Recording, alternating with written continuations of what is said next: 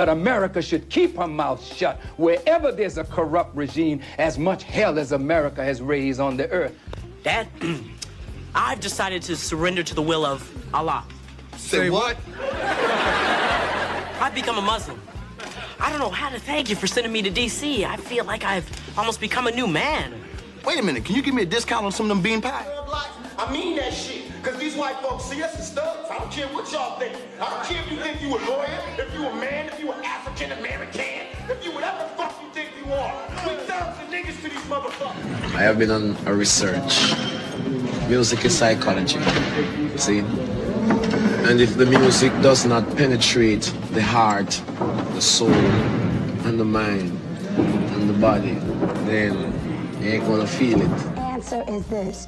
I call myself an African person because our people originated in Africa. So when you find African people in Jamaica, in Haiti, in Latin America, in Brazil, in various places in the world, they're still African people, even though they were born in that place. And I'm very proud of the fact that I am an African person.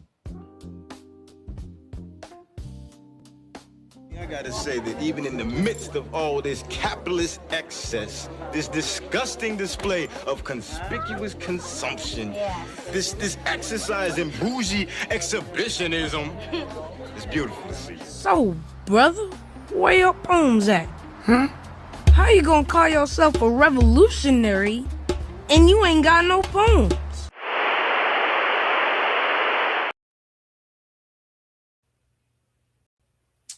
What's up, guys? We're here with another, well, the first episodes were pilot episodes, and now me and Doniven decided on the name, The Reasoning.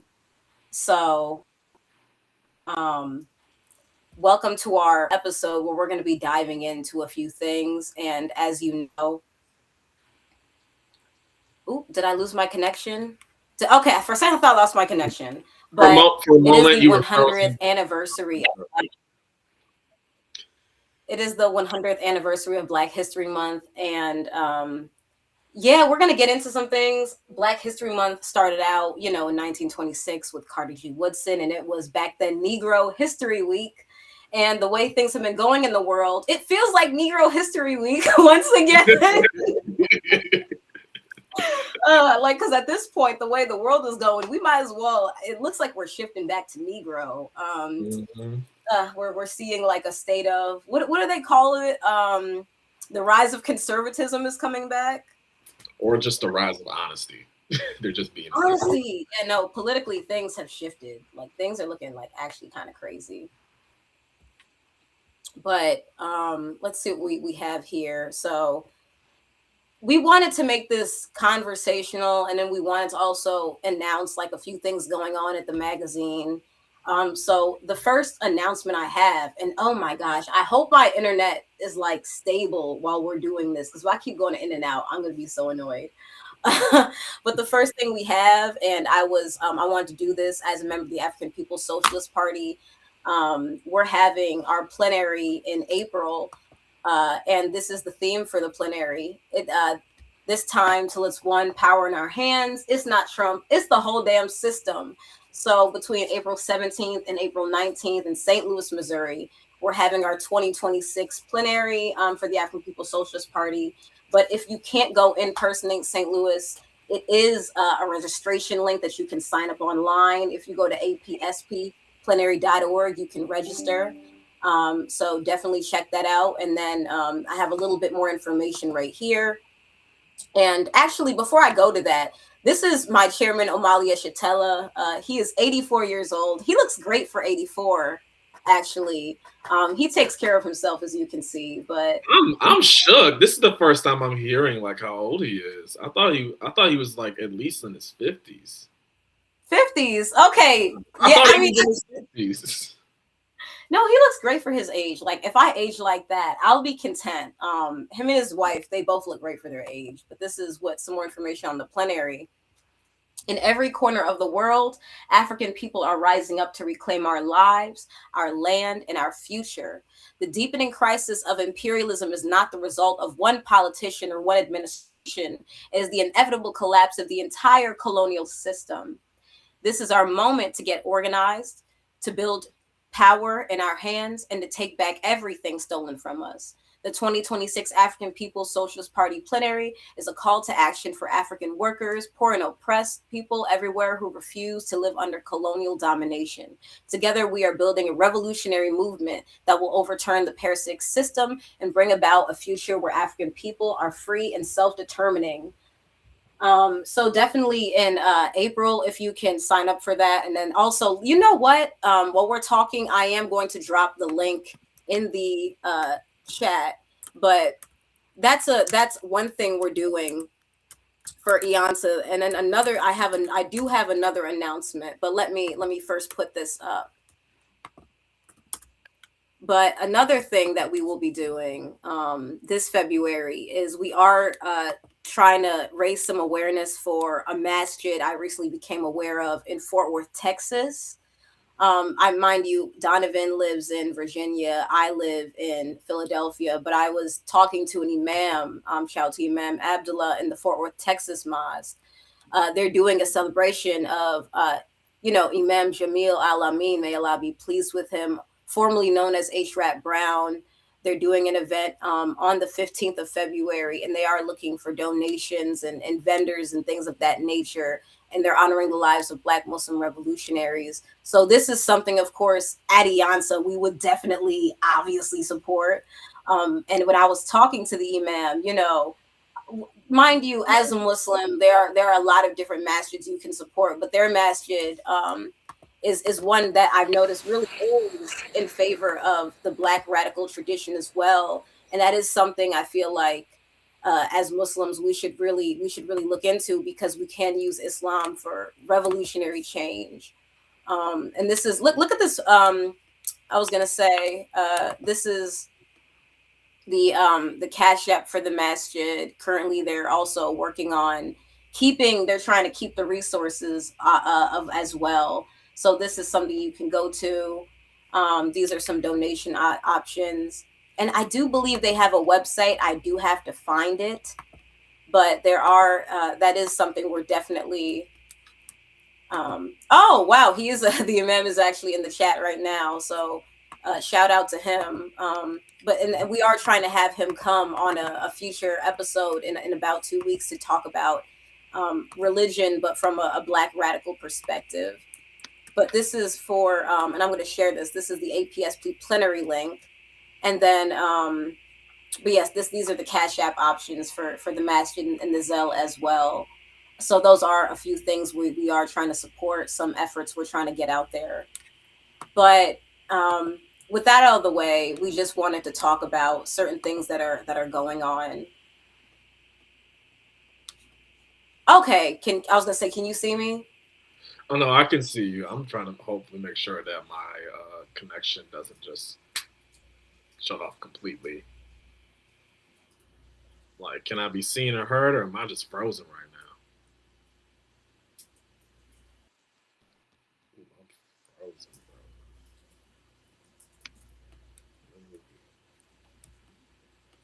Let me make sure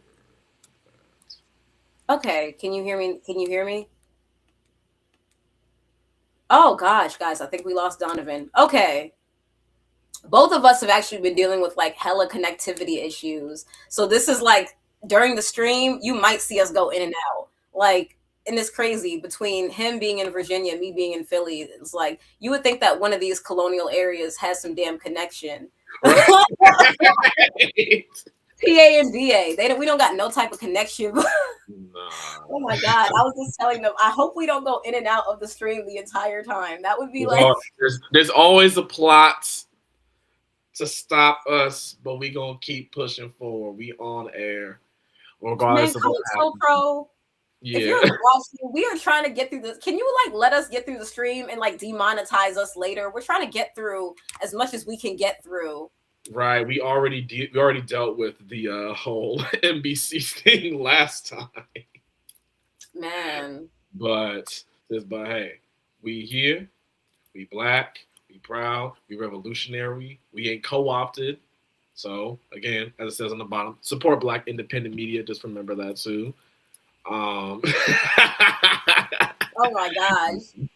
I hope we don't. But do you want to start us off with so we're going to be talking about Black history and analyzing things, but another thing we're going to do is we do want to make it artistic. We are dedicated to a lot of showing of the Black radical tradition in all of its forms. So Doniven and I do have a few poems. We do have a few different things to share with you guys. So I was gonna say whatever you want to show first before we get into the general conversation. Okay, and then let me go ahead and share my screen, and then if I disconnect, I'm gonna leave it to you to finish the poem. Okay, so I found two poems that I think could start us off on a really good. No, we can also talk about them a little bit as well. Also, peep the website. Got some new colors.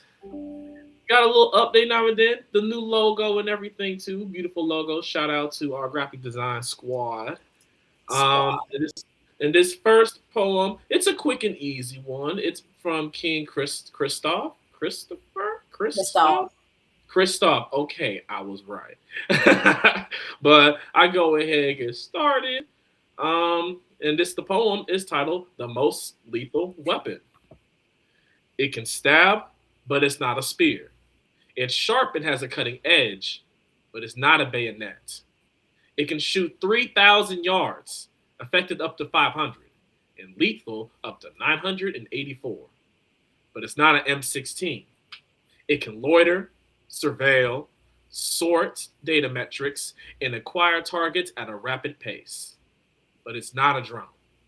The most lethal weapon is the black mind. I feel like I should have that. Have the air horn up. No, but seriously, like that. But no, It's short, it's sweet, it's beautiful. Shout out to King Christoph as well too. But it's continuing a Black radical analysis that we've always known. The black mind has been the most important weapon we have to revolutionary consciousness.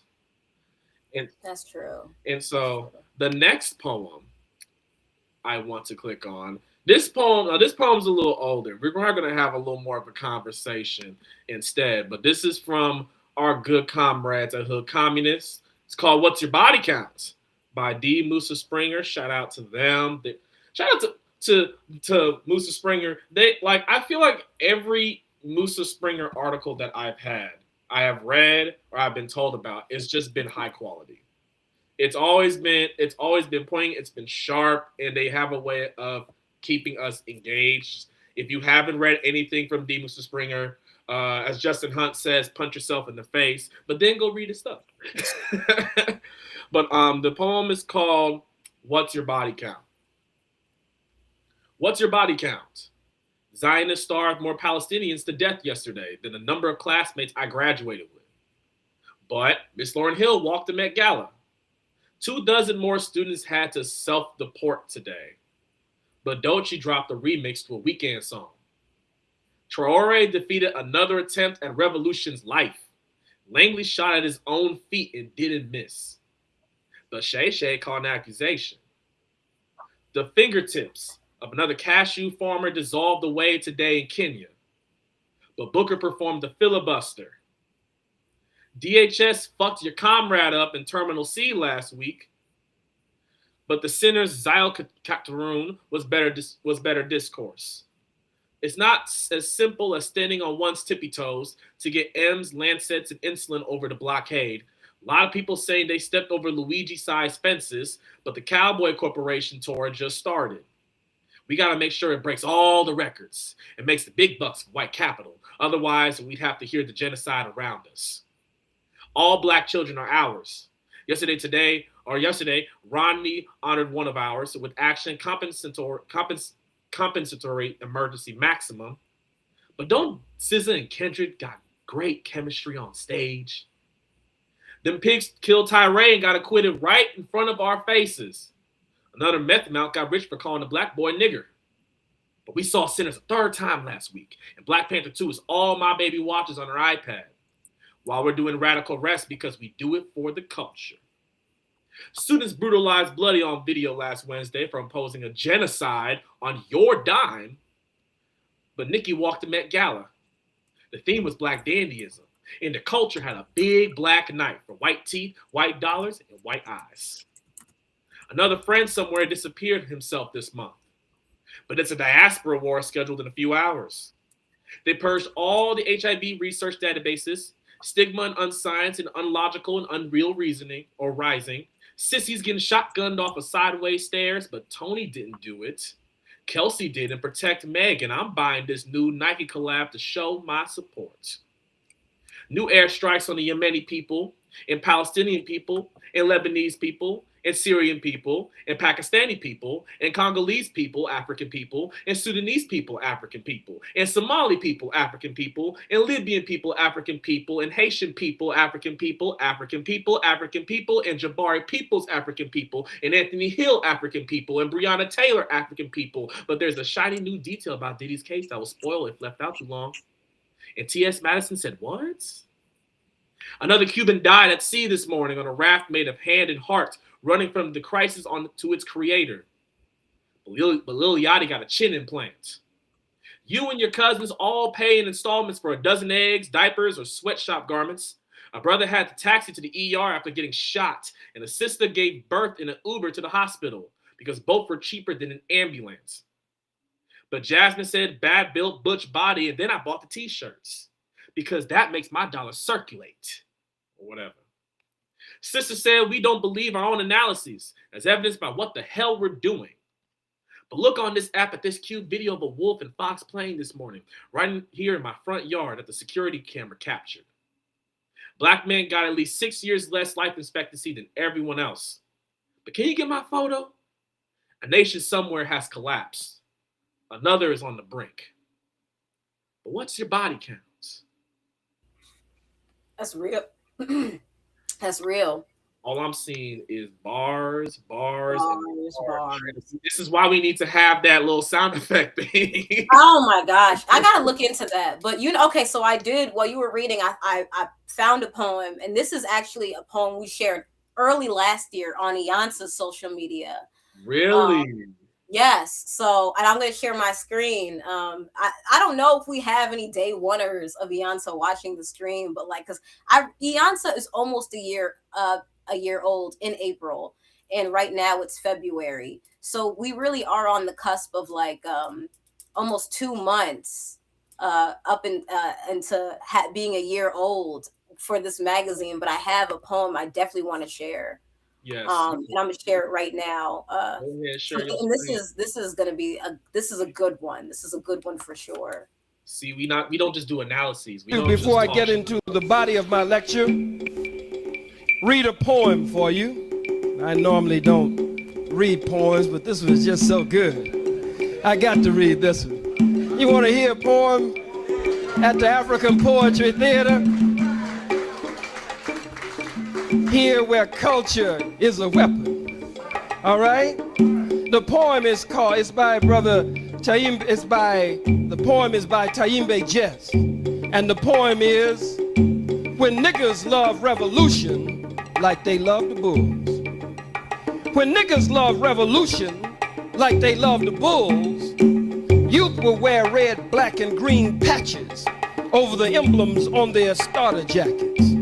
When niggas love revolution like they love the bulls, brothers will gather regularly at barbershops and corner stops to discuss George Jackson and to discuss the handbook of revolutionary warfare and people's war before they go home to take care of their children each night.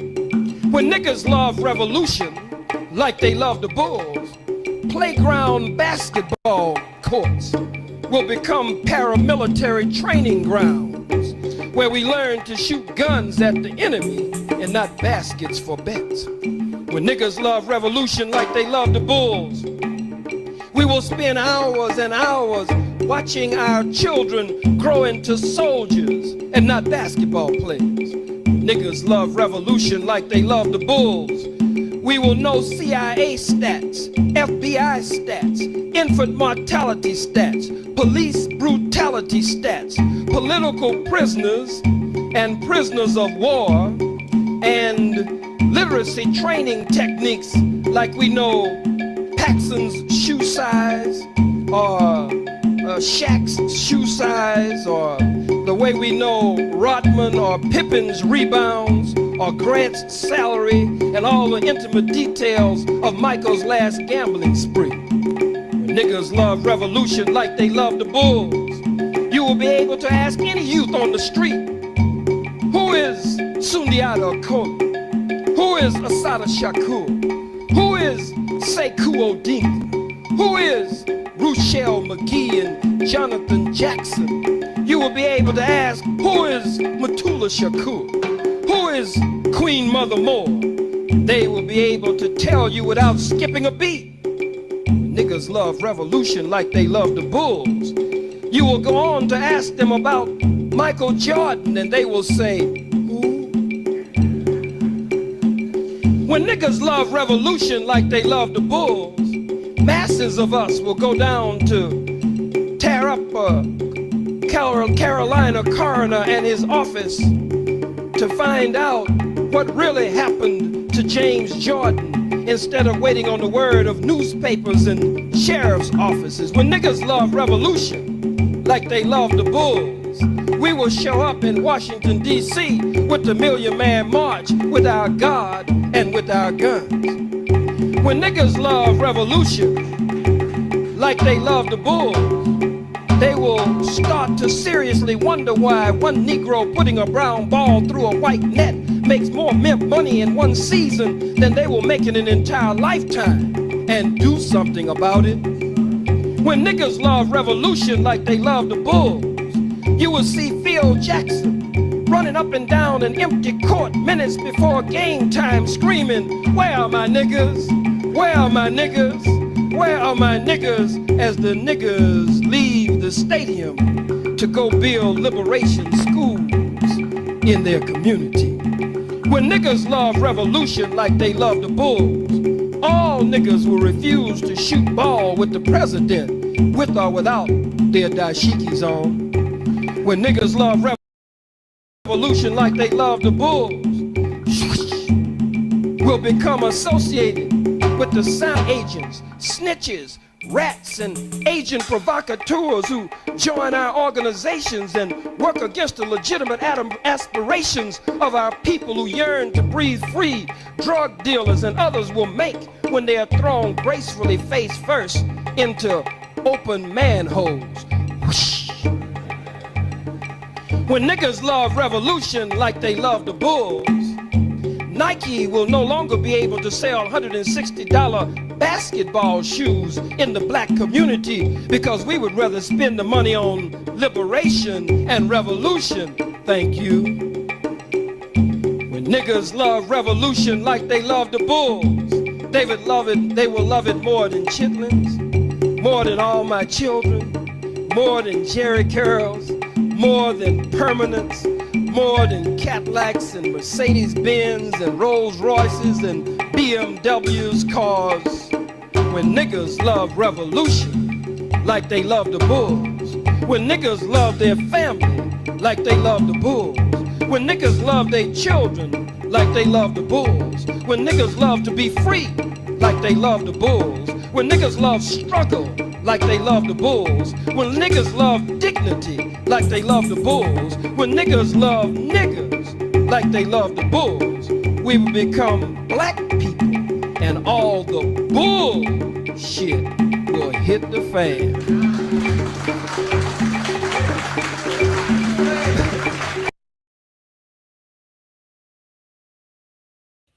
It's so hard to like hear that and like hear drums and not like start, you know, when you hear drums, you start doing a little. You start. I gotta add the snaps. Gotta add the snaps in person. I'm so annoyed that I never got to meet Dr. Khalid Abdul Muhammad. Oh my gosh. I probably would have annoyed him because I would have been walking around asking him too many questions. you would have had that same smile on your face I saw on your post like earlier this week. Right. you'd have been like, when does the revolution come? And then just a wide smile, no teeth. And you would have meant that. You would have meant that shit too. That's the funny part. I really would have. But no, like I think like it's crazy that that's 29 years ago and that still hits different. No, like the difference between the Khalid Muhammad poem and the D. Musa Springer poem, like that there's almost that 30-year difference, but right. It just comes to show you in the 30 years of Black History Months and Juneteenth, we still ain't free. We still ain't free. But we know what we are doing though? Consuming. We consuming. I know I sounded funny when I said, but I'm like, no, but that's what both poems, the theme of each of the two out of three poems is around consumerism and how, as despite the necessity to prepare for revolution and the literal global events happening across all over the planet, in particular the global South, the first thing that gets our attention is that U.S. pop culture, that consumerism. Whether it's the only difference is like now if it came out, it would have been like when niggas love revolution like they love the Eagles, right? If niggas love the revolution like they love that Super Bowl halftime show. And folks were saying, oh my God, we're so revolutionary. You see, you got the black people in the red, white, and blue, and they make the flag and stuff like that. And he did the Say Drake, he looked at the camera and stuff like that. He had some To Pimp a Butterfly songs and stuff. I don't even think, did he even have a song from To Pimp a Butterfly? All right, I think. Okay, yeah, because that's the main one. That was the one that caught on with the movement, stuff like that.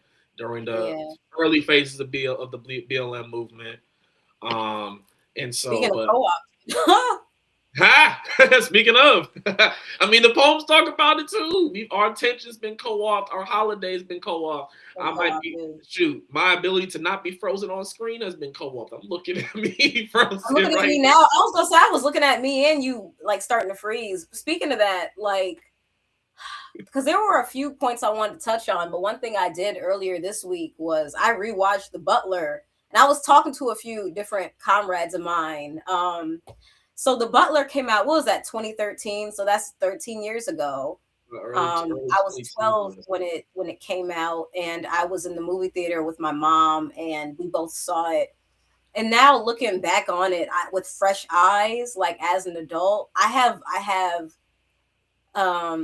and then I talked about this on the Anwo stream a few weeks ago. I have so many issues with just the way The Butler like kind of portrayed Black radicals or Panthers and things like that because and okay, so I don't want to spoil the movie, but I mean the movie's like it's been out for a hot minute now. For anyone who didn't see it, so the main character, Cecil Gaines, growing up, he is on a sharecropping plantation.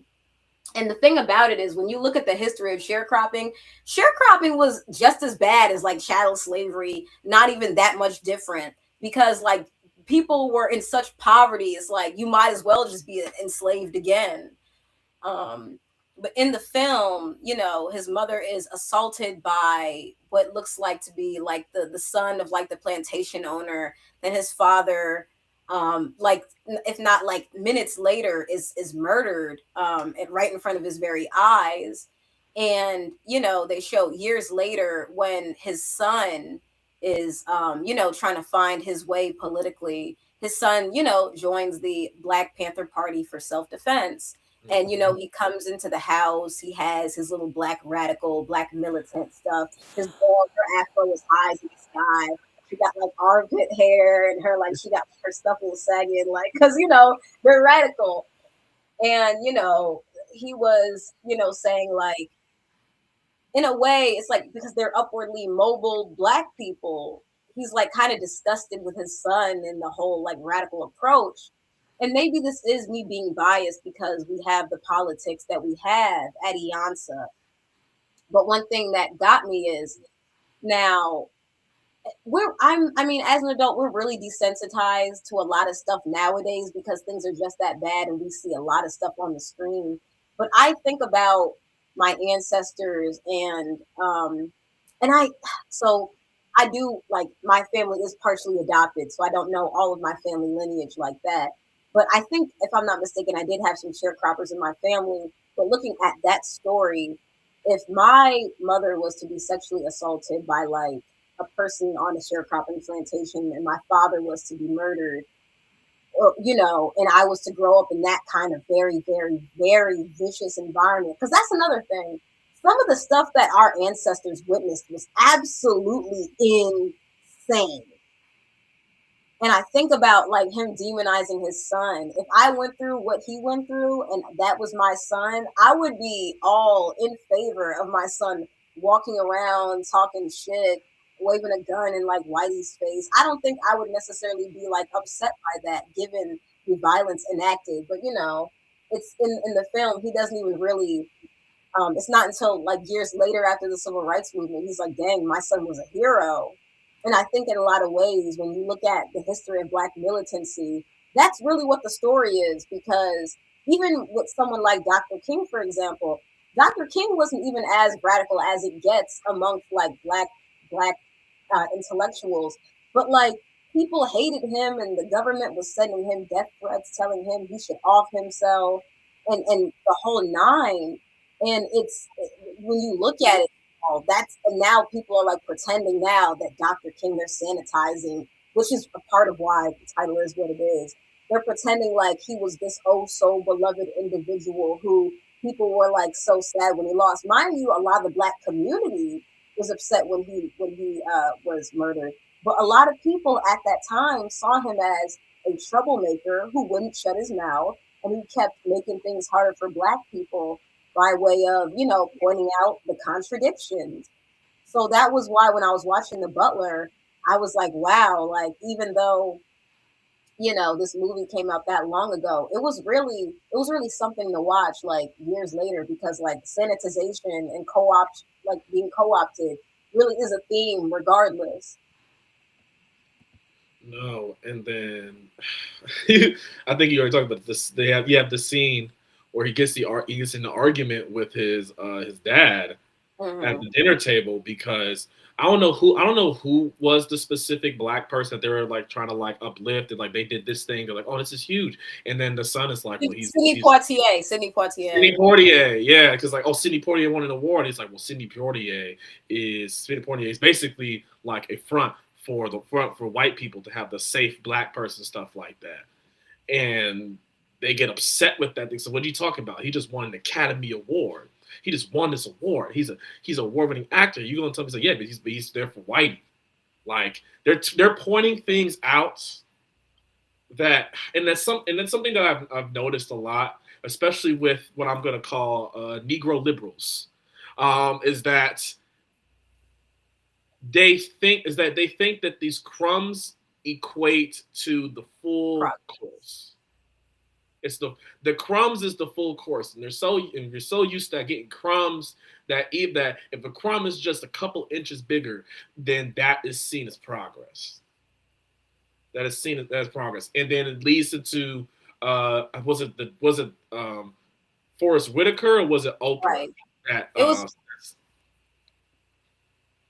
Was it Oprah that slapped him? It was Oprah who was like, "Get out of my house." Right, like you ain't gonna bring that shit into my house, stuff like that. And also keep in mind, the fact that they specifically chose Oprah Winfrey to do that. Oprah, what is she like? Is she the first Black billionaire or not? No, I don't know. I don't know. I don't think she's the first. I don't think she's the first. She is a billionaire though. Yeah. She's a billionaire. She has her own show, has her own network and stuff like that too. No, she's a part of the Black billionaire class.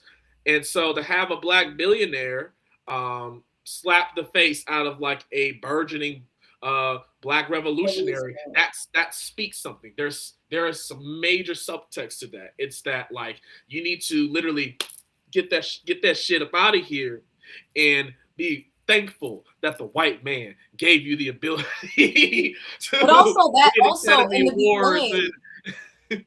I was gonna say, in the beginning of the movie, it's like that. The part where after they kill his dad and his mom is assaulted, when the lady, when they're burying his dad, she looks at him, the old white lady, she's like, I'm going to teach you. I'm going to put you in the house. I'm going to teach you how to be a house nigger. And it's like, is he supposed to be thankful after you've murdered his dad and his mom is now like sexually assaulted? Is he supposed to be so happy that he gets to serve in the house now? Like, that's, oh, thank God. This is so great after you've done these horrible things to me.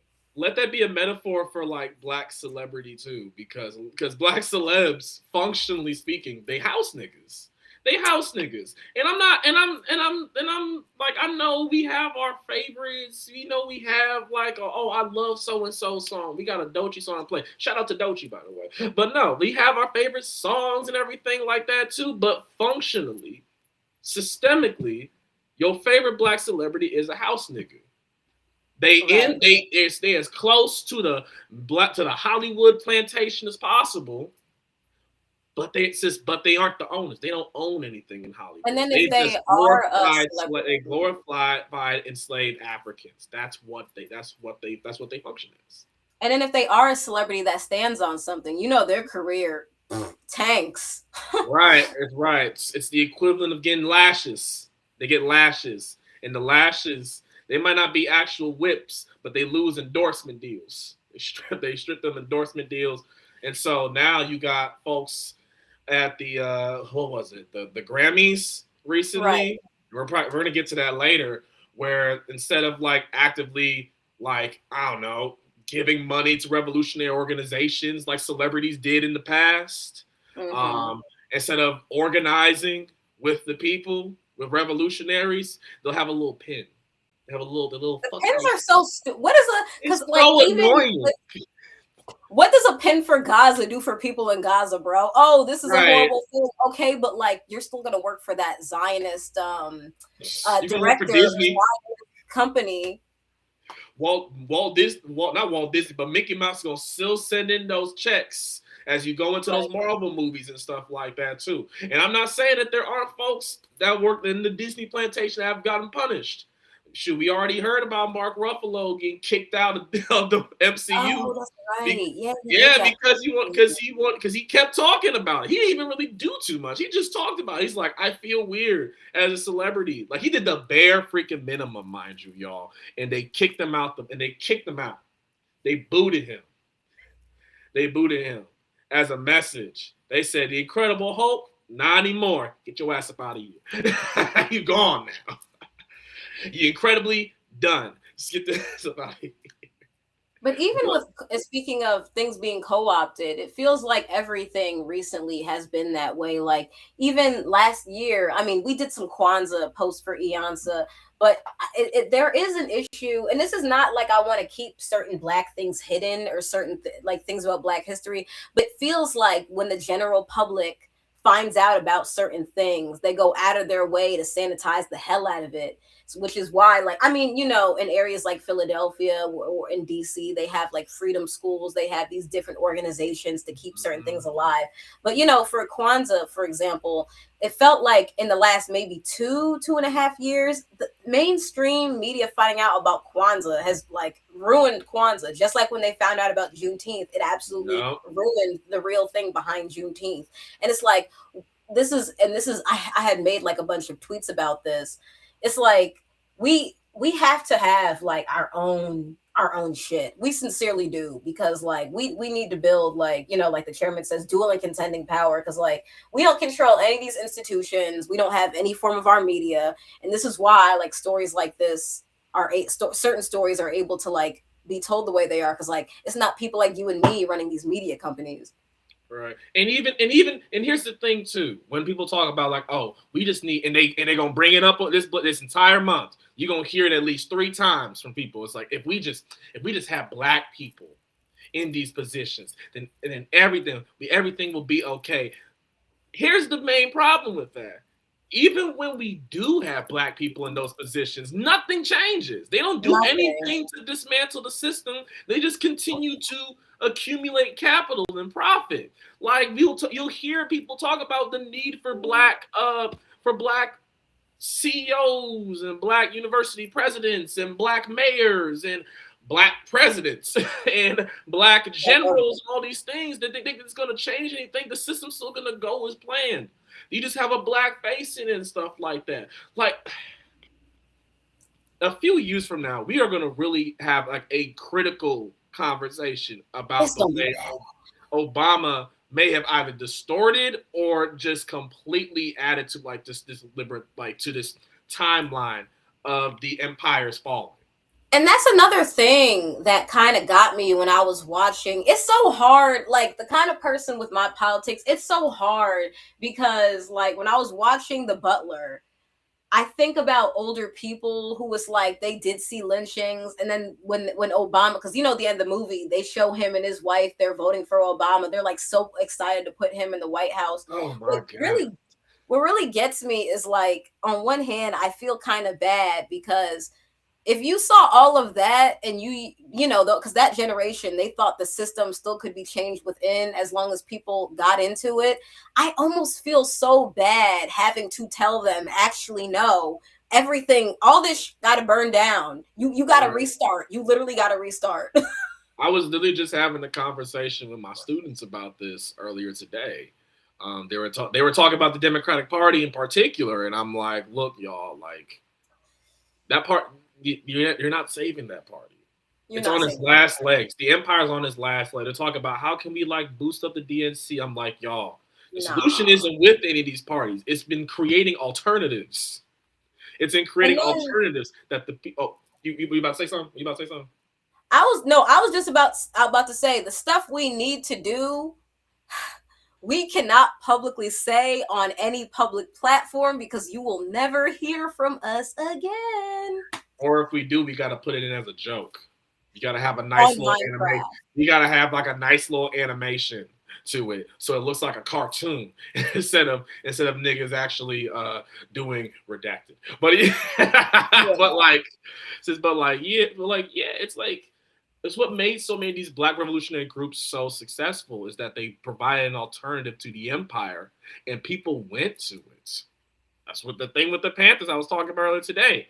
What made the Panthers such a major threat and why we keep talking about them, how effective they were, especially for their time, was that not solely because of the self-defense or just the idea of free breakfast, free education, free medical health care, because that's what the sickle cell research was, or even just being able to transport. I don't think a lot of people know this, but they talk about it in the book Black Against Empire. You should read it. Mm-hmm. Whenever they had incarcerated people, the Black Panthers, I think they rent a bus and they would just drive people to like the jails or the prisons so they would actually get to see their loved ones.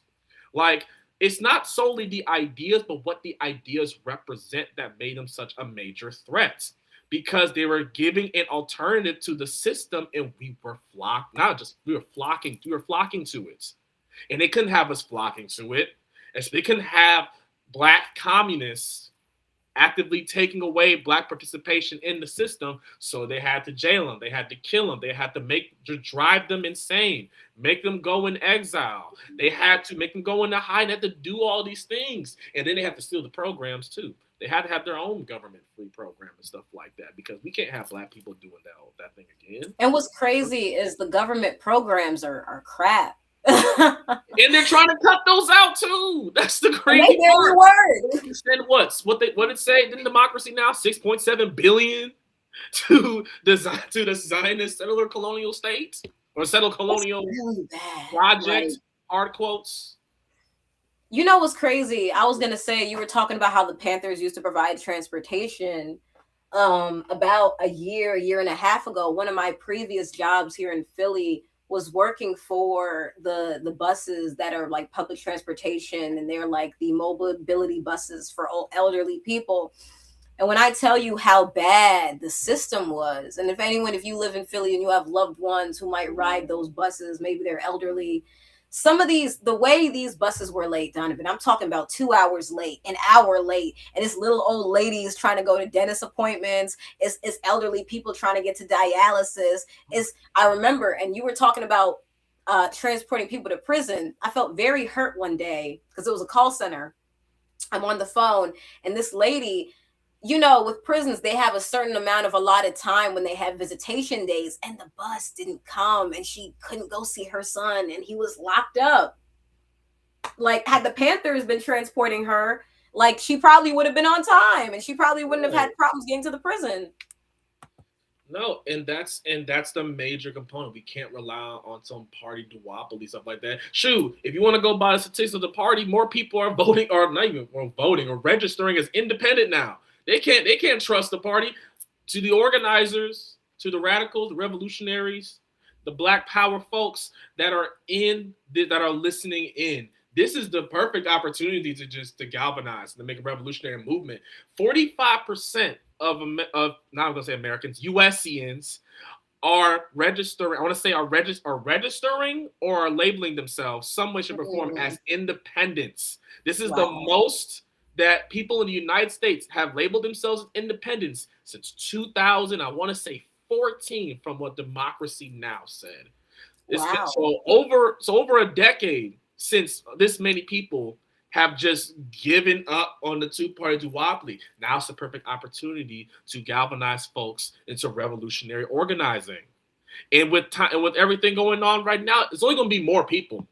It's only going to be more people becoming independents. Or I think maybe it would have been a 45% increase. But just understand, correct me if I'm wrong in the chat, that and I'm also, again, if we bring up a statistic and it's a little off, please contextualize it in the chat so that we have the accurate information, because we believe in accuracy. Otherwise, we wouldn't have to create an independent platform, because they ain't going to accurately talk about revolutionary Black politics. But anyway, this is the perfect opportunity. People are starting to give up on the duopoly. We can get a revolutionary movement going on to the point where folks don't have to rely on the grace of an empiric election every 4 years, or a midterm every 2 years, and stuff like that. I'm not worried about the midterm.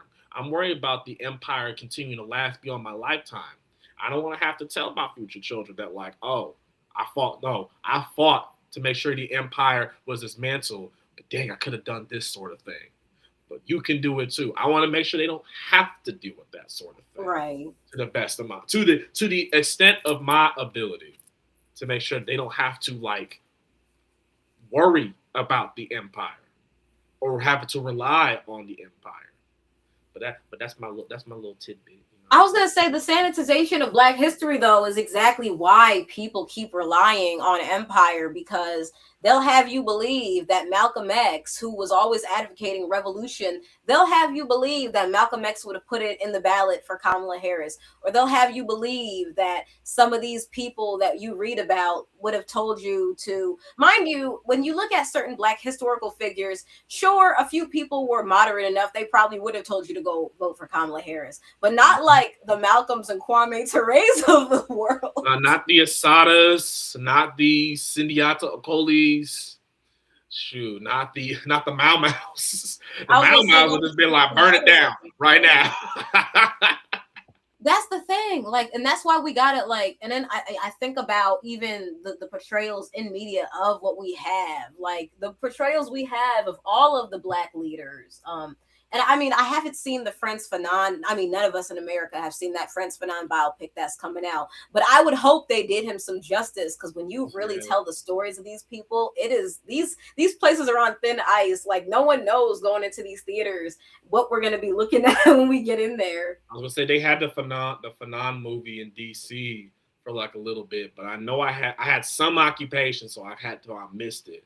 I know a comrade of mine went, and I asked them, like, what do you think of the movie? They loved it. They loved it. They had like a little exclusive showing of Fanon. So in due time, watch it. Who knows? Maybe we'll do a special screening. Maybe. I was gonna say, if we can figure out a way to do a screening, we will. Yeah, and just invite all your homies, stuff like that. It'll be on the channel. You can sit down, relax, get some popcorn, put your arm around a loved one, because Valentine's Day is next week. So, but like, you can sit down, you can sit down, fall in love, watch some revolution. That's some revolutionary stuff. Yeah. Ain't nothing bring love quite like revolutions. I was gonna say, since it's our first Black History Month live stream, I was gonna say, Who's your favorite? I was gonna say, do you want to say who your favorite Black historical figure is? But that's a hard question, though. That's such a hard question. I don't know if I have a favorite, but I do have one I'm learning a little more about. So I want to give a shout out to Paul Robeson. Paul Robeson, aka what Donald Glover wishes he was. Paul Robeson is probably, and if y'all have not learned about Paul Robeson, one, that was more than likely intentional. Right. Not from us, but obviously from the Empire. But Paul Robeson, mind you, let me run down a little bit what Paul Robeson was. He was a critically acclaimed actor. He was a polyglot, I want to say. He knew 5 languages, including, I think, was it Mandarin? I think he can speak fluent Mandarin. He was an All-American football player in college. I want to say he went to law school, and he was an organizer. He was a Black communist. Hence why we don't learn a lot about Paul Robeson, because he made it clear that this capitalism thing is not going to last us too long. And so they actively interrogated him in the, I can't think of the top of my head what the trials were. Someone knows in the chat what the trials were, but you can find that iconic clip of him online. Were you talking about McCarthyism? Yeah, the trials, whatever they had, where they decided they wanted to blacklist folks or not. But he was a open Black radical organizer around the time of McCarthyism. And so when they asked him about, are you a communist? Are you a Russian spy? He not only did he avoid the question, but he stated that when he went to the USSR, it was the first time he felt like a human being. Right. The first time he felt like a human being was on the soil of the USSR. They took his passport because bro was actively singing in China fluently, and they loved it. He was a representation of a Black pop cultural figure that made the ultimate sacrifice for liberation. They took his passport away, and I want to say he died poor. Shout out to Abdullah as well. They also brought in the earlier chat. I want to recognize the earlier chat that they said their great grandmother was a sharecropper. Yeah, that's the imam. Yeah, I want to say that this was happening during the 50s. And so I think for me, I already was on that when I was younger. I was on that little Black excellence sort of thing. So I was obviously trying to do a lot. I'm in a majority white environment, so I have to make sure I stand out. And so I'm doing all these art stuff. I did sports for a few years. I did theater, broadcasting. I was on the speech team. I would even rap during the talent show, so I knew how to write songs. I was playing the trumpet, the marching band. I was doing all these things, class and everything, but like it wasn't enough. And I think he also realized that too. So he dedicated more time to that black radical tradition. And I want to say he died broke. He died. A lot of those Black figures did. Yeah, and I think that's intentional. It's to set fear into any of these Black celebrities, these Black notable figures. That you can't be a Black revolutionary and get paid millions of dollars. It's contradictory. You can't do that. You can't be a millionaire Black revolutionary, because you're more than likely going to be donating all that money to revolutionary movements. So quite literally, you ain't going to be a millionaire by that point. But no, I say he's what Donald Glover wishes he was, because the same things we say about Donald Glover, that he's multi-talented, he's a Renaissance man, and all these things. He made This Is America. Paul Robeson was doing that and more. And that one of my favorite videos of him is him singing the Soviet Union country song. What the Soviet Union anthem? Why did the word anthem just evade my brain? But he was singing the USSR anthem, but he was singing it in English. And it was first of all, he had a lovely voice. A lot of the singers back then, he had a beautiful voice. When you look at celebrities back then, though, to be shadow banned or to be blacklisted was different, because back then, I mean, mind you, we have talented people now, but back then you had to be like something. Back then, like when you see some of those actresses back then, like Dorothy Dandridge, Lena Horne, you had to be able to sing, dance. You look at the Nichols brothers. You had to be. They were doing splits when they were. It was tap dancing, hitting the splits before James Brown even said, "Get on up." Right. I was gonna say back then, and they used to have to. Back then, the actresses spoke like 3-4 languages. Now these people, I mean, mind you, it's not like I said. We have talented people, but they can't do like a quarter of that now. We got rappers that can't even read. Man, don't even get me started. And I'm not even trying to disrespect anybody who struggles with it. That's a skill. That's a muscle that you have to build and stuff like that. And the reason why that's the case, and we're not the first people to bring this up too, is that they've actively systemically gutted the arts programs at these majority black and brown schools. That's why a lot of the rappers back in the day, lyricism was a bare minimum. You had to know poetic elements. You had to know about the rhyme schemes, the onomatopoeias, the metaphors, the analogies, just to consider yourself like a regular MC. Right. Nowadays, you can just throw that stuff away. I'm not saying that there aren't folks who remix that mainstream sound. They laughing in the chat.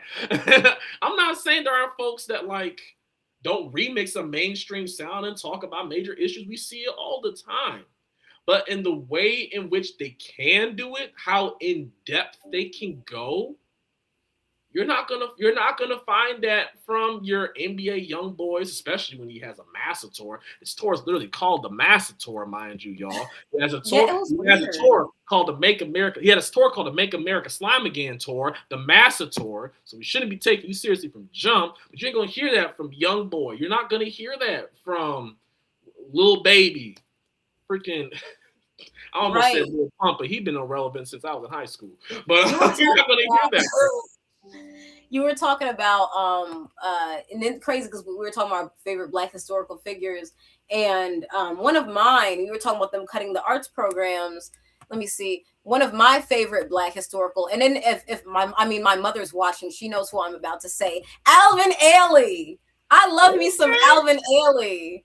Oh my gosh! If you've ever seen Revelations, you already know I'll be going up for Alvin Ailey. It's my boy. Oh my gosh. Alvin Ailey has one of the most important, he's one of the most important black choreographers of like the last century. And one of his most famous pieces of choreography is called Revelations. And it is about, mind you, I'm a Muslim, but it is about the black church, and it is spiritual. It talks about the black church, and they have like a lot of hymns, and you know, like one of my favorite, you know, Wading in the Water, Didn't My Lord Deliver Daniel? I wanna be red. Like he got like all the classic gospel hymns, and would you know what they would call Negro spirituals back then. He has all this choreography to it, and he is one of the most underrated choreographers. But also, I mean, that's what it means to be black. And the Alvin Ailey dance school, they tour not just the country, they tour the world, and they have some of the most world-renowned dancers, you know, like Judith Jameson, even Jasmine Guy, who played Whitley Gilbert on A Different World. She came up in the Ailey school. So anytime you watch anything with Jasmine Guy and you see how top-notch of a dancer she is, that is all because of this man, like Alvin Ailey. And mind you, he was openly gay back in the day, before it was like okay to be openly gay and a choreographer, and a lot of it, you know, at least acceptable. It's at least like acceptable now, because they, as you say, they're really like trying to gut any idea of they said I have to go see that. But yeah, it's at least acceptable to an extent. Because obviously they're going to have forms of queerness that are a little more mainstream, a little more acceptable. Should the biggest show in HBO Max right now is a white gay man and I think a Asian man, they in love and stuff like that too. And I'll have folks talk about heated rivalry for those who don't know. But like they always find a way, if we're going to have this community go join in the Great American dish, or what's it called? The melting pot. We got to make it acceptable. We can't have too much seasoning. Still gotta be white at the end of the day and stuff like that too. And then they're already gutting this stuff. They're already gutting more gay representation. They're already gutting like the idea of what blackness, radicalness, and queerness can look like in mainstream, not just mainstream. And then if you do have it, it's like, for example, Bayard Rustin. Bayard Rustin was no black gay man, but he was unfortunately a CIA asset. So if you do got gay representation, it's still some crazy, like, why he had to work for the feds. Like, unfortunately, that's what it is. Right, or they'll have what's his name? I forget what black conservative he is, but he got the weird hairline, stuff like that too. I mean, all the black conservatives got weird hairlines. And that's the first thing I look at if I'm trying to find your politics. How your hairline look? Who you see as your barber? I was gonna say, what are some of the other things you wanted? Because I know you had some different articles. We had like a bunch of. We were trying to make this conversational, but also I know we had some things we wanted to put in here for definitely some Black History Month analysis. But you know, co-opted, sanitized, and unfinished is just about as real as it gets. I'm surprised too that they haven't like. I haven't seen. Actually, I have seen emphasis on the celebration of Black. I have seen it, but I haven't seen as much emphasis on the fact that it's 100 years. I'm actually, and maybe it's just because of my part of the algorithm is just Black communists and anti-imperialist POCs and some anti-imperialist white people in there too. But I'm surprised that I haven't seen any logos of BHM 100 years. 100-year anniversary since Black History Month began, featuring her and so in a special speech for a special guest, Barack Obama, in the BHM Centennial Celebration, only on NBC. Not only on NBC. Oh my gosh, Obama! That's how they be sounding and stuff like that too. They gotta have the big concert stuff like that. It's so corporate. Yes.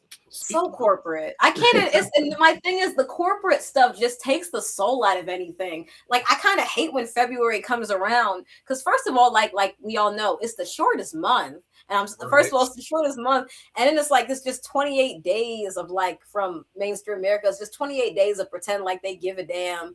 You know, I mean, you gentrified this entire part of North Philly, but hey, you have a Black Lives Matter sticker in your in your window to let you know that I care about you too. I see you, I hear you, and I understand you. You gotta have your patronizing white woman. You hear that? I see you. We hear you. Imam, they just put in, you would think that the FBAs would be all over that. No, but literally. Oh my gosh. And then it's Tariq Nasheed. And I think what Tariq Nasheed is now, he's criticizing Deontay Kyle because Deontay Kyle, he made a good point and said the FBAs, you don't see them outside. Oh, on the grits and eggs, I saw that clip. But he's not wrong. It's chronically online. I was gonna say Black Twitter went crazy about that stuff too because he wasn't wrong. I'm not saying that Deontay Kyle is Fred Hampton or even Fred Hampton Jr. He's not. But like he was spot on. Like, where y'all at? I don't see no FBA organization stuff like that. I see the Black Israelites outside more than I see FBA niggas. That's true. I can at least rely on the hoteps to be outside than I do do FBA niggas. Like, at least make yourself known.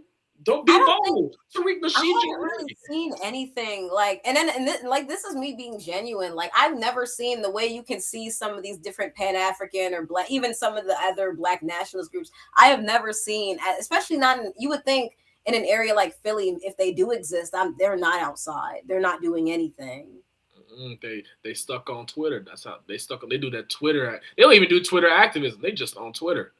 I'm like, I literally got into an argument with them. I want to say like last month I talked to you about, where it got to a point where I'm just like, bro, I'm just citing history. You don't want to cite anything. Cool. They're not interested in citing history. And then when you look at the history of reparations, and yeah, I mean, Black History Month is a perfect time to talk about reparations. Yeah. I think it's like they don't understand how it works.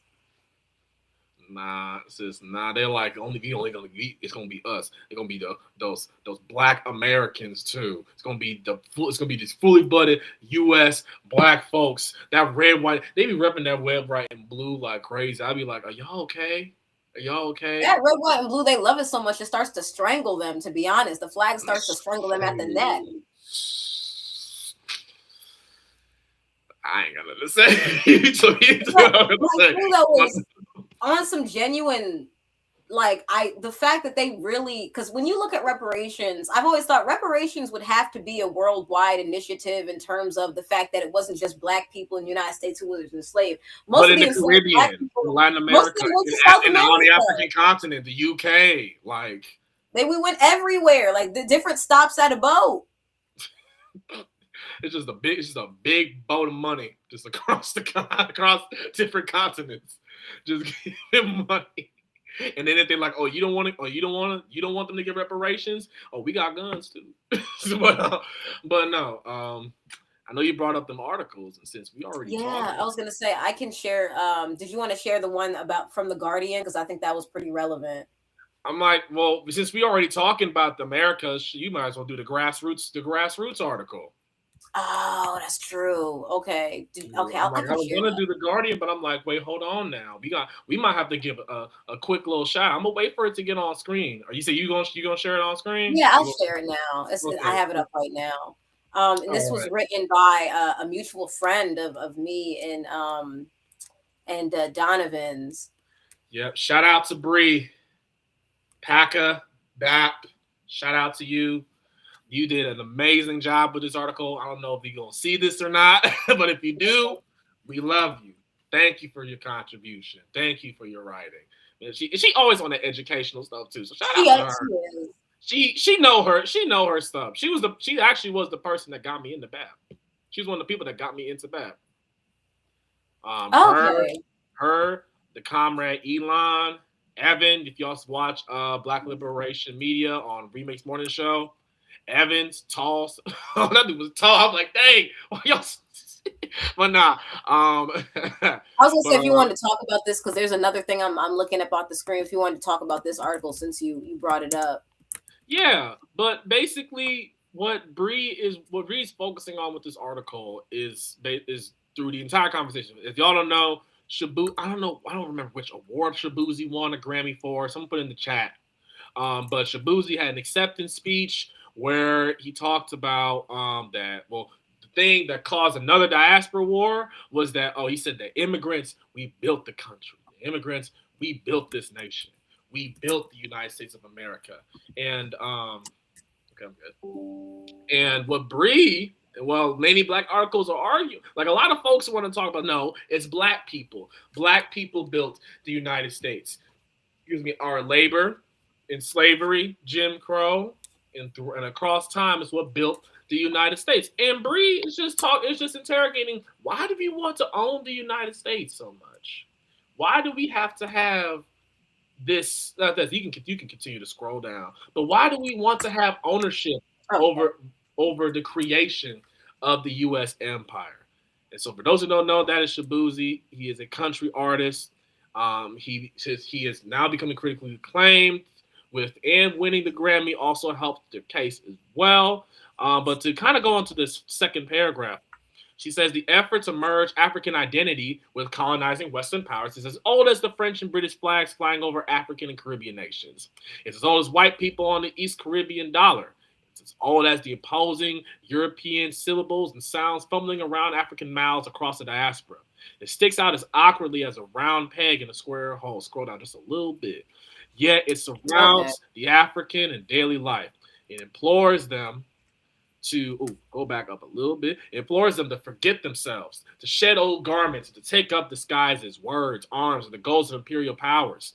It convinces us that these violent imperialist nations were built by us, rather than stolen through bloodshed, starvation, and disease. It makes us participants. She's talking about how we are so adamant on claiming responsibility for creating the U.S. empire and not critically engaging with what that means. If we're going to say that we built the U.S. empire, that also means we are responsible for the atrocities the U.S. empire conducts on a daily basis. They don't talk about that other side of the coin. They just want to claim ownership. And secondly, like, by that logic, let's explore that logic for a second. That we built this nation. Okay, if we built the empire is fucked up. It is our responsibility again to decolonize it. That's what I'm saying. Like, if you're so adamant on wanting to we built the empire so much, okay then. So it's your responsibility to tear it down, right?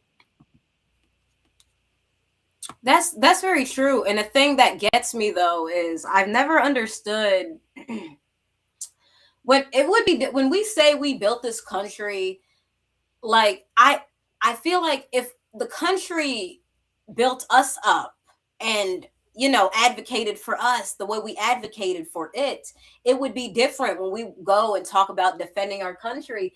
But it's like this country has never liked people of African descent. This country has never, ever respected us or treated us as equals or first-class citizens. So when people really go to bat for America, it really does come off as like the deepest form of Stockholm syndrome and the deepest form of like you're trying to cope with the fact that like we've been here for so long and we genuinely we haven't seen any of the benefits. And if we have, it's a very small few elite of us. It's a very small few elite, but those aren't like regular people. Those are exceptions to the mainstream, and for the most part regular average person doesn't have a damn thing. We're not benefiting from it. Most of us we're not getting any kind of equity, and we've been left out of any social program within the last 50, 60, 70 years to benefit us and to make any kind of, when people talk about generational wealth, what the average Black person has seen hasn't even been like, forget getting a crumb. We've gotten less than a crumb. So I just don't understand what people really are going to bat for this place. Like, this is not a place that has ever served us any, and if anything, when we do make advancements, the empire takes it and then just uses it to build up the empire. The advancements are temporary, which is the big thing I hear a lot from Black Power media, Black Liberation media. They emphasize these are temporary things. If any time they want to, they will strip those away. We are seeing that. We saw that with DEI.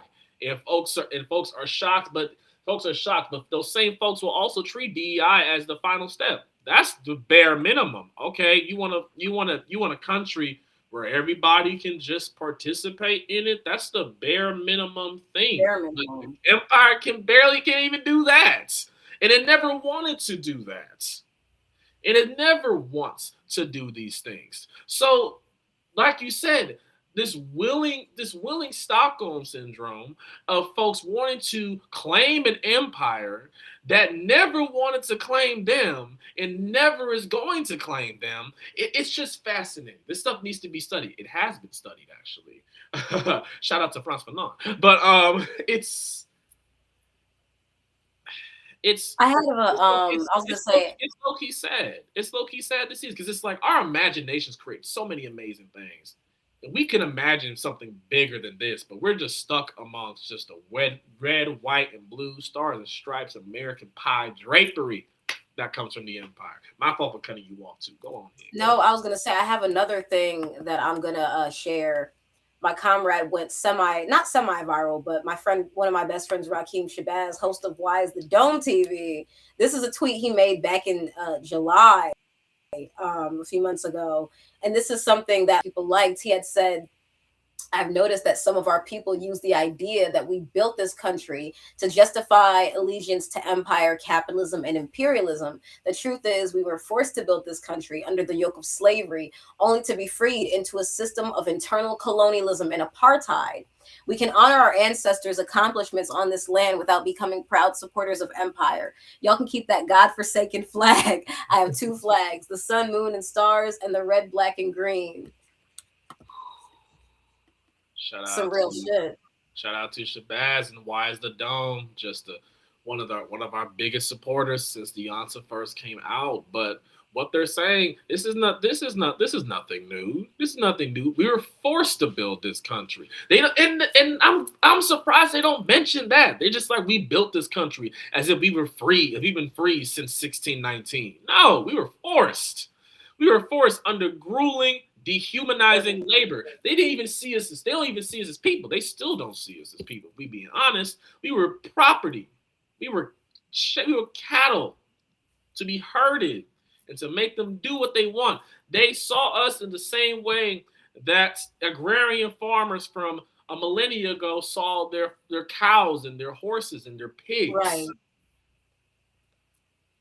It was nasty. It was nasty. And you know, I always say, like, I mean, people have said it before, but I've seen people always say, however bad you think our enslavement is, it was probably 20 times 20 worse. times, 50 times, 100 times worse. They only giving us the stuff that they want us to know. I also, you know what I watched for the first time? It's crazy because I had known about Solomon Northup before 12 Years a Slave became a movie, but I finally watched it because I don't know what I've been on lately. I've been watching slave movies. It's been weird. So like I had watched, I mean, well, The Butler wasn't a slave movie, but I watched The Butler, and then a few weeks ago I rewatched Django. I mean, that one's less sad and more like fun to watch. But then you know, and then before that I watched 12 Years a Slave. And, you know, like, it really is like the stuff our ancestors went through, even, you know, he was born free, but they still took him captive. And, you know, another thing that's interesting is that situation almost makes me think of like an ICE situation, because he thought because he was born free, he was like exempt from becoming enslaved, kind of like people in Black America. They think, okay, we've been here forever, they'll never deport me. Like, even during, like, for different times where they've been deporting people, your lineage and how long you've been here has never, you know, unless you're white, has never really determined like whether the United States will deport you or not. So when I see people saying my ancestors been here since 1776 or 1830, like, no, you will never be the exception. And this is why I think is interesting about fascism, because when people say they know their rights, what does that do? Like, that's like, that has always kind of gotten me, because when you say, okay, I know my rights, like a fascist will look at you and be like, okay, and what? Like, fuck your rights. Right. Like, so I remember when people be like, I know my rights. I'm like, yeah, and he's taking them away. Now what? Knowing, just because you know your rights doesn't mean it's going to stop them from doing their wrongs. That's like, all I'm saying. Rights, like, we wouldn't have this problem. Right. And then you got what? I think in Chicago recently, I want to say the mayor, Braden Johnson, they just started something to where they're now going to have the cops watch ICE, or the cops are going to oversee ICE. I'm like, so, and I'm like, that's almost like the FBI investigating itself. The cops and ICE, they're the same thing. Same thing. Those are cousins. They cousins together. When Stack said, "Nah, we cousins," that's ICE and the police in Chicago. I was gonna say, so they're gonna they're probably gonna investigate themselves, and they're gonna find no evidence of wrongdoing. Because that's another thing they're supposed to do. I was going to say, when people have really been like, and then the thing with ICE is people have not been connecting. And this is the thing about empire, like, people are not connecting everything together. And that is so thoroughly frustrating. Like, okay, it's not just ICE. You also have the police department. It's not just the police department. You also have the DEA. It's not just the DEA. You also have the, you know, you also have CPS, which is kidnapping Black children. Like, it's all these aspects to the system, and people are just saying, okay, maybe it's just ICE, maybe it's just police, maybe it's just like, no, one bad apple spoils the whole bunch. I'm trying to think of the podcast with someone I follow on TikTok, but they had this person. This is because mind you, my home state's from Illinois, so whenever something happens in Illinois, I get a little more attention because that's where I was from. But I think we are running, like, there's a Gen Z candidate that's running right now. I can't think of her name. It's a white girl. And I remember watching her on this podcast, and she's talking about she's like, oh, I'm glad we're finally talking. This is the paraphrase. She's like, I'm glad we're talking about abolishing ICE, but now it's time to do the next thing, which is prosecute. I'm like, I know damn well you didn't just say that the next step is so abolish, prosecute. I'm like, because I'm like, unless you about to pull a USSR and you chopping motherfuckers' heads, I don't need to hear that stuff. I don't need to hear that stuff. What use is it? I can't say what I want to say for me to do instead. But I already just said, unless you pull in the USSR. But it's like, no. If anything, we gonna do what we did with Nazi Germany. We gonna hire them to do some other shit, or maybe ICE is abolished. We'll just hire you to be a cop. And then you look at the Nuremberg trials, like most of the Nazis weren't even tried. Like that was a very small fraction of the Nazis. And they filled every aspect of the empire: entertainment, media, education, healthcare, government. They just put them in every little bit bitty thing because we inspired. Not we. Let me detach myself from that. But we. The U.S. inspired them to have a whole Nazi party. They'll even want to talk about the Nazi party here and how George Lincoln Rockwell was just Charlie Kirk in the mid 20th century, died the exact same way from his I forget about that. They boomed him too, did they? Yeah, he was resurrected as Charlie Kirk. The way Black people went up for Charlie Kirk is how I know that this stuff, the Black History Month, is co-opted, because like Charlie Kirk is in the long line of tradition of like people who have did like the same exact thing, and then people were talking about Charlie Kirk like we had really. Black people disappointed me that day. Let that be in February. I'm fighting somebody. Lucky that wasn't in February. If it was in February, I feel like that would have been a crazy think piece on Iansá. That'd have been great. We already have a few of them. I think me included. We do have two. I was gonna say, what else do you want to show on the screen, or what else were you doing? If you want to go further down the last article too, because she dives in deeper, make sure she get her recognition. Yeah. Let me go back to putting that out. Let me put that back on the screen. Hey we going in. We said we's gonna be casual. This is how this stuff goes. Y'all paying attention to me too. The other ones we've had, the other stuff we've had, like we're usually, because I mean the other ones we had to be more research, but this one we're still like more casual, but we still got like stuff we want to say. Right. Like you know how it be. I'm like the background I'm in and stuff. First of all, unrelated, but Sexy Red pisses me off so much. Like Sexy Red with her, I long for her and Nicki Minaj actually, but Nicki Minaj specifically. And you know what? One of these days, Diamond, we might have to do a whole Onika Tanya Mirage. I'm gonna say her whole name, Onika Tanya Mirage live stream, because the cooning that I have seen from Nicki Minaj is like she's I don't even have words for it. The cooning I've seen from Sexy Red is like bad, but the cooning I've seen from Nicki Minaj these last few months has been like actually disgusting. All that for a fake golden card. A fake certificate from Massa. But we can just keep scrolling. She dives in deeper to this too. The desire to take credibility for establishing America reveals an underlying allegiance to the project of America as a whole. Again, goes back to what we said earlier. We need to detach ourselves from empire. We need to create alternatives from empire. And I empathize. I understand why folks are so attached to the United States, because it's like, it's all we know. It's all we know. Sometimes that's how they feel. They think it's all we got. But I'm like, y'all, there's how many acres of land?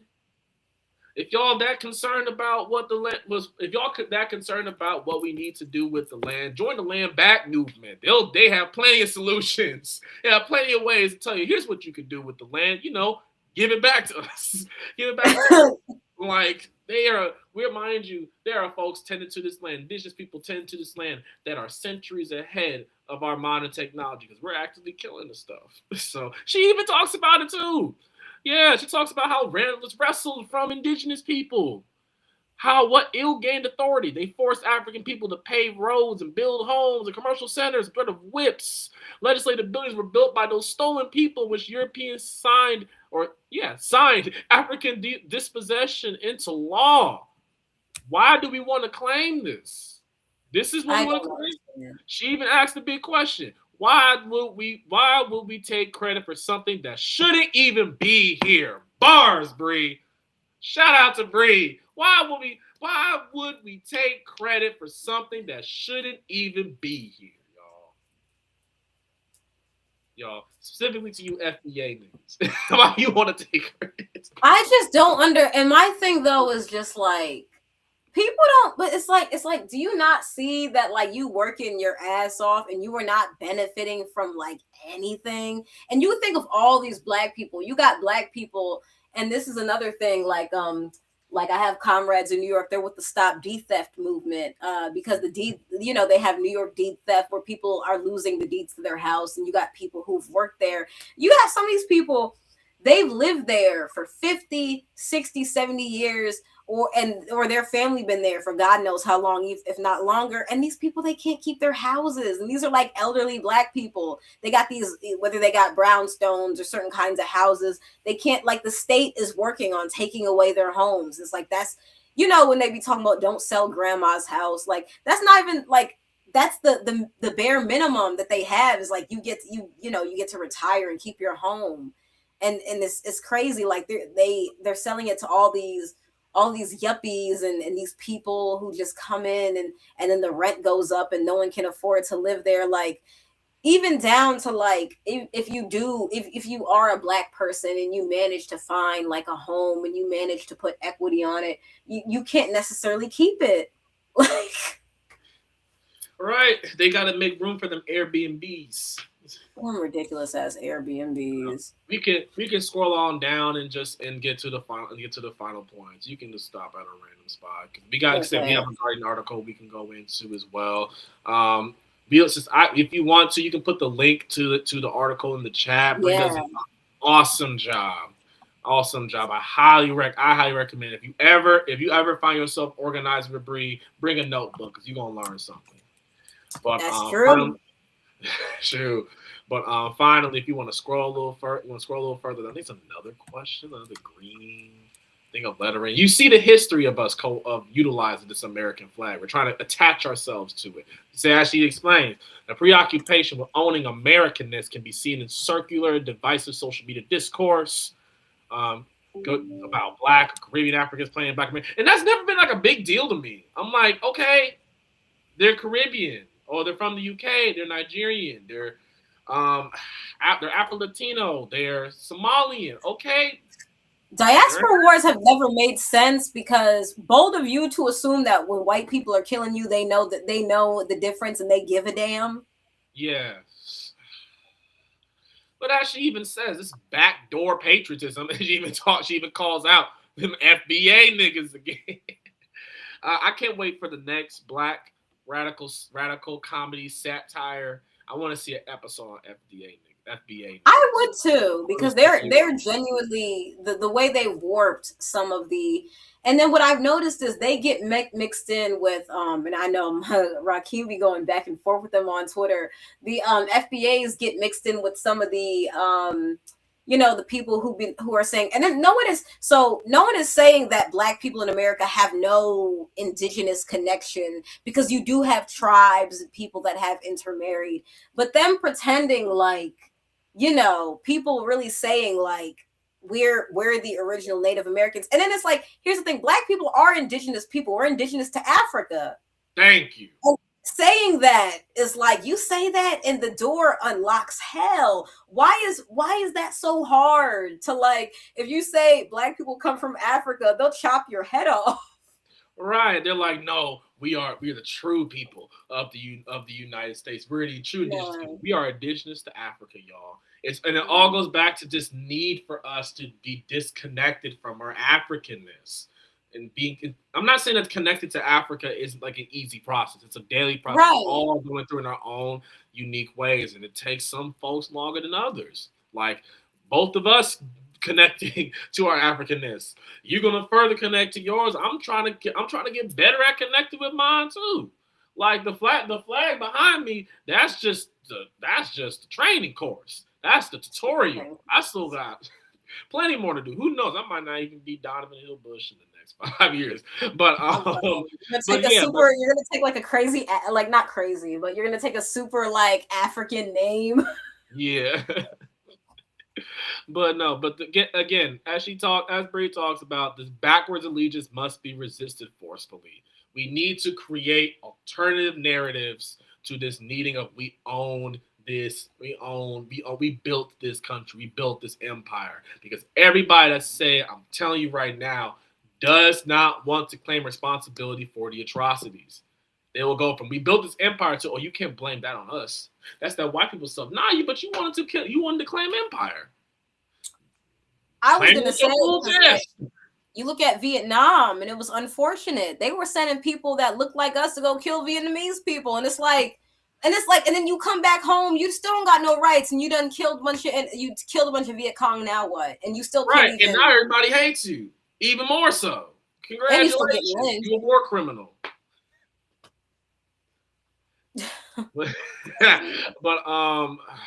But no, if you want to, we can wrap it up too with the Final Guardian article as well. Yeah.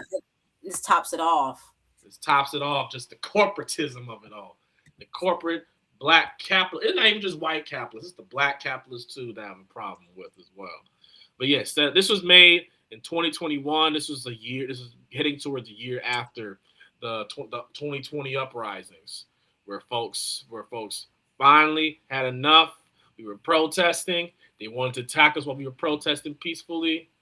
And we decided, hey, you want to attack us? We'll attack this property back. I remember, too, I want to say there was a study that showed that at least a good amount of people in the United States felt that any sort of rioting and looting was justified, which tells you something. That had to build Cop City afterwards because folks was tired. But no, as they explain in the article, they talk about Carter G. Woodson, Negro History Week.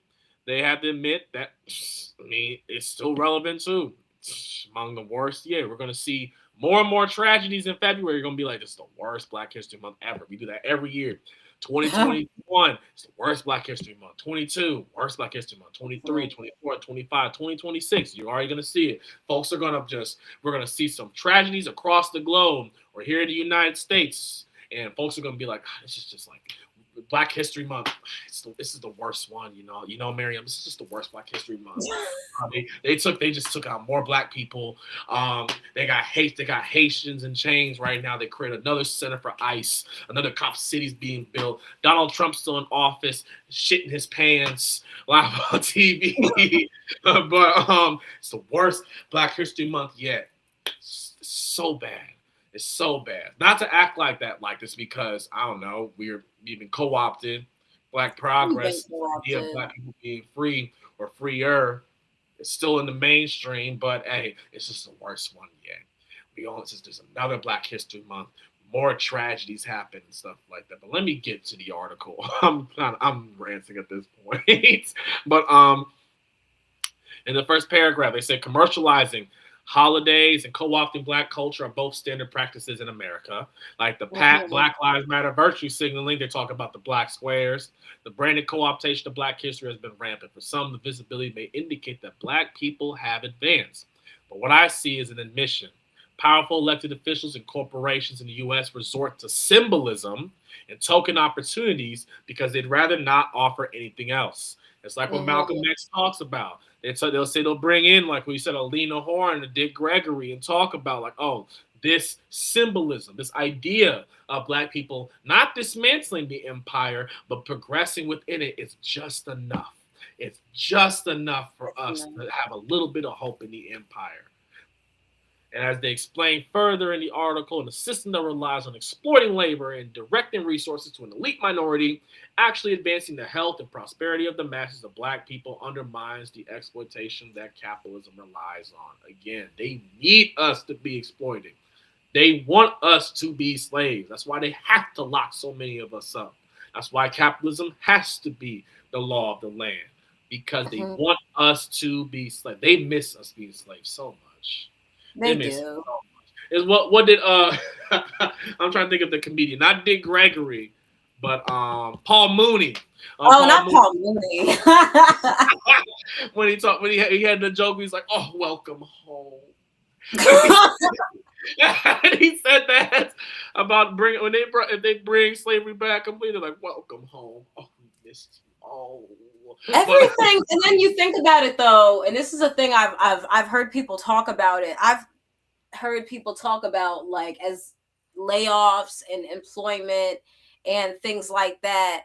You know, when you look at the prison population, they need the prison population to go up because they need they need that level of exploitation. And then these prisons, they have quotas to fill. They're trying to get funding. If you can price people out of existence and they can't find jobs, they can't find anything, they're going to resort to crime. And then when the crime happens, you can justify some shit and you can lock their ass up. And right now, I think we're witnessing, look at the crazy amount of layoffs under like this administration. But then my thing is not that job security was that much better under Biden, but when you look at the amount of the amount things, the cost of food, the cost of rent, the cost of all of these utilities, like the cost of a lot of stuff, people are priced out of living to the point where like it's like we have all this meaningless shit. Like you look at these Black History Month celebrations, look how many Black women in the past like several months lost their jobs. But right. I mean, happy Black History Month. Like now what? the amount of Black studies programs in the South that have been just completely decimated. Like I was looking at UTs for a potential PhD, and I'm not even sure they're gonna bring that back. So like, and it's have a happy Black History Month though. Shoot. We gonna have another 100 or so posts talking about reasons to celebrate. Niggas is starving. People niggas are starving. Still in chains, if not physically in chains, psychologically in chains. But we got a month though, shortest month of the year. And then that's another part of it. It's the shortest month for a reason. It truly is. We couldn't, and the thing about it is they gave us like February. Sometimes I feel like Black History Month should be during a warmer month. They couldn't have given us June or July or August. We got Juneteenth. Shoot, my birthday in that month too. I'll be going in. I'll go nuts in the summer. Shoot, when I'm melanin popping the most too. Shoot, everybody out of the way. They got the shorts, the tank tops. The hair out flowing. You got the sundresses. If you in the South, you got the motherfucking shoot. Everybody showing out and then some. You gonna have all the concerts and everything, but then that kind of goes into consumerism and stuff like that. I'll put that caveat there. But still, it's a warm month. We out here, we partying. We trying to have fun. And then my thing is, no one is saying like, of course, like we can still have fun, but it's like. And it would be more fun, in my opinion, with Black History Month if these Black History Months were actually meaningful. That would make it fun. Like we could party, and if we knew our history and if it wasn't diluted, it would make things more fun because you'd be finding out things that you didn't already know, and then you could apply into your everyday life. Like it's instead just of like hearing the same story. The same Rosa Parks, MLK, different kinds of, and even those are sanitized shit. Right. So. Malcolm X is, of course, the bad guy. You don't need a Malcolm X. Stokely Carmichael might be mentioned once. He said Black Power. And if you go to a small town, if you go to a high school in a small town or in a small area like I did, they'll definitely say like, "Oh, Black Power is the same as white power." Man, shut up. But no, because you gotta keep this narrative of Black, and that's the other thing I noticed online too. And that's another thing tied to like the whole we built this country is that Black history is American history. You cannot say you Pan-Africanist and that Black history is American history. Black history is African history. It's world history. It's African history, just in a different, just sometimes not in Africa. Right, because we were stolen. We were stolen from our home, our practices. We had to take those to a whole different spot that got cold. I don't know, but like this whole idea of like, it's like I think you put it so we think it so well earlier in the live stream of just like it's a Stockholm syndrome. It's a Stockholm syndrome. We have been dealing with. You can scroll down to. We're going to get back to this. We can wrap it up later. But we've dealt with the abuse, the exploitation, the genocide, because that's what's going on. It's a black genocide, many black genocides, for so long that it's like we have to love them somehow. We have to love them. We have to just appreciate them. They just what's the phrase that they use? This is not you. This is not the America that I know. Like that. It just feels like what bothers me is by the time people really tap into what is, it's gonna be too late. I fear for that every day. I fear for our brothers because like sometimes, I mean, and then mind you, people as magazine operators and organizers, we try to get a general message out there. But I worry about people because it seems like the cognitive dissonance, wallahi, is so strong. Like, it's bad. And as they said, as we pointed out earlier too, the individual achievements, that individual black bourgeoisie that you know, that your favorite black celebrity. Shoot, like I said, I like Doechie's music. She's one of my favorite rappers out right now. But she's the exception. Hypervisibility is not representation. Shoot, Dr. Ball talks about that all the time. He brings that up all the time because they love to have these few black folks be like the epitome of freedom. They love it. But black people in the U.S. love them some black capital. They love them some black capital ownership. We love a black capitalist too. I was like, God forbid people can protect their well-being, not stuff some corporate managers' pockets, whether they white or black. Honestly, right. But no, we can go into the bottom and wrap up this article too. We approaching 2 hours, y'all. Thank y'all so much for staying with us and hearing us just have a nice. I was gonna say, like, this time we've been really talking shit. Like we're going into off the dome analysis. Right. Like they say, instead of transformative policy, we'll just get hypervisibility. After decades of political realignment, the Democrats focused party on business interests. They talked about it in the article too, that after like discussions of abolishing the police, or at least defunding the police, you know what happened instead? The author of the crime bill, we got the author of the crime bill for president who made some unbinding commitments to include a few black people in his administration. That had to put a bunch of money into the pockets of the police and the Department of Defense. But that's besides the point. We are fighting, like she said, we can't even get crumbs. We fighting for what is considered just the grease on the plate. We'll take the grease on the plate without complaint and then some. We'll take a black imperialist as long as he has his nice little music list every now and then, so it shows that he's connected to us and stuff like that.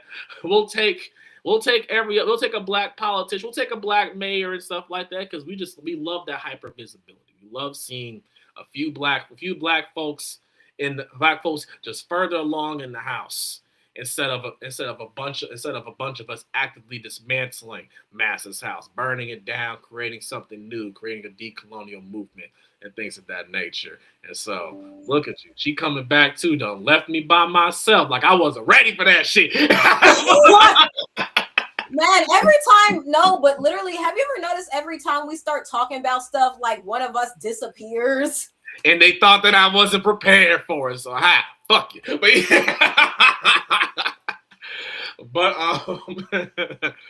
no, the article kind of just touches in on, like, we had these movements that actively transform conditions of black people, but it seems like Black History Month instead wants to focus on what black folks can consume. It's embarrassing. It's depressing. It's depressing. And that's, they say, after decades political alignment, they saw Democratic focus. The percentage of black men without a job in deindustrialized towns in 2021 has been obscene, reaching up to 53% for black men in their prime working years. And it seems like Milwaukee. I got family in Milwaukee right now, too. while Black women and Latinas experienced the largest job losses of any demographic by 2020's end, and it's still happening right now. Like, like a few months ago, I want to say we saw studies that show that like Black men or Black women, are disproportionately being fired. Like you talked about, they're being kicked out of the jobs and things like that. All the DEI people, all the DEI folks that you hired to make sure that everything was diverse, equitable, inclusive, you done excluded for the rest. It's for the rest of the corporation, institution's livelihood, and you probably won't bring them back either unless you realize there's a paycheck there. That's the problem. Right. Black History Month becomes Black History Month in the way that we know it because you can make some money off the thing. You can make some money off of freaking having Xbox. You have a red, black, yellow, and green picture or something like that. You can make some money if you this is because I watch me some pro wrestling. You'll have your Black wrestlers show up on a poster board and be like, "Happy Black History Month," or unless you WWE, in which case you just won't even acknowledge that shit anymore. But like just the symbolism of freedom, the symbolism of what Black curtailing, as we said, co-opting, sanitizing this unfinished work of Black liberation, of dismantling empire and decolonizing it into a socialist, communist society. And Go ahead. You finish your point. No, I was gonna say no because when it talked about the Black home ownership rate has virtually unchanged since the 1970s. What happened in the 1970s? Nixon coined the term Black capitalism. Thank you. If white people aren't succeeding under capitalism, what makes you think that our Black ass is going to do the same motherfucking thing? Like, and okay, let's forget that for a second. White people don't succeed. Let's not talk about that for a second. Tricky Dick coined the term. Why are you taking it seriously? Because Wilt Chamberlain and James Brown co-signed it back in the day. Now you got Jay-Z enacting it. You got your Tyler Perry and stuff like that. Being a major Black cap, you got your Oprahs, your Beyonces. They talk about that in the article. Reading that through. You're going to have, your Kendricks too with Jay-Z eventually. And it seems like it's about to happen real soon, if we're being honest. You're going to have Kendrick becoming a Black capitalist, wearing his nice little suits and going to have his hair and everything like that. We're going to forget. We're going to be like, oh, Kendrick not bad. He made To Pimp a Butterfly. That's the thing. And then even with Nas, I've had to admit, Nas is a class traitor too because he made that Untitled album and he had the lashes. You remember when he had the lashes on his back? He had the sample, and the sample was like, they did not have the power to stop Louis Farrakhan. But it's like, bro, Nas then sold out too with this. He had the same. What was that? He had put in the same thing with the gambling apps too, and then all of the poker. I don't know, but like Nasty Nas, Esco, whatever your name is, like that's disappointing. I mean, but even think about it. Think about the name, not Escobar. Think about that sort of thing. Think about if you've even seen the Diddy documentary, who he idolized. Man. It was lumpen proletariats attempting to be capitalists, and I'm not hearing man. I'm not saying the lumpen proletariat isn't revolutionary. They have the most revolutionary potential of any single group, any class classification whatsoever. They're going to be essential to a Black liberation movement. Yeah, to all the Black folks with the respectability politics, those gangs that you like to talk shit about all the time, they're going to have to be on militias real soon. I'm just saying. Like Tupac said, they're going to have to be organized real soon. But what Diddy, what Jay, what Nas idolized were Black folks, were working class or Black lumpen proletariat folks pretending to be capitalists. So they saw them enact the most honest. That's what it is. That's what that is. That's exactly what they're seeing when they see Shaft and they see all these sort of things in the Black exploitation era. They're seeing Black folks who don't have the rich. They don't have all the riches. They ain't got the wealth that someone on Wall Street does. They're just going to be capitalists within their own neighborhood. They'll just run the drug ring in your own neighborhood while being funded by the CIA. And isn't that the great irony of black capitalism, that you need white capital to even function in the first place? The greatest irony of all time is just seeing that happen. You gonna have your local hood kingpin get his drugs from the CIA, get the thing that makes his capital from the CIA. Fast forward to the black capitalists, you need to have your Wall Street homies, you gotta have your Trumps and even your Bidens and your Obamas put the money in so that you can be a black capitalist and then some. This is the greatest irony of trying to be a successful black person within the empire. You need your colonizer to even give you the thumbs up in the first motherfucking place. The thing, it's just like the matter is like, you can't, the way people talk about this hustle culture, young people our age talk about hustle culture, that grind and hustle shit. It's like, if you're really trying to get to the top of the top, you can't do that without unfortunately stepping on a lot of like innocent people. That's what making it to the top is. It's shitting on people. You have to. It's how the system works. You can't avoid that. You can try, but it ain't gonna do you too well. You can try and be this so-called, you can be the social democrat. You can be Bernie. You can be AOC. You can be Mamdani if you want to. I was gonna say. You can be Mamdani. Mamdani still hires Zionists. Mamdani be killing me. When I found out Mamdani was another way of saying Muhammad, I was like, I know you want to throw hands. I want to throw hands. A couple of them, but no. I think we kind of got the gist of the article. It's also yeah. And then before we go, I'll just reshare the same two things, and I'll put it back in the chat.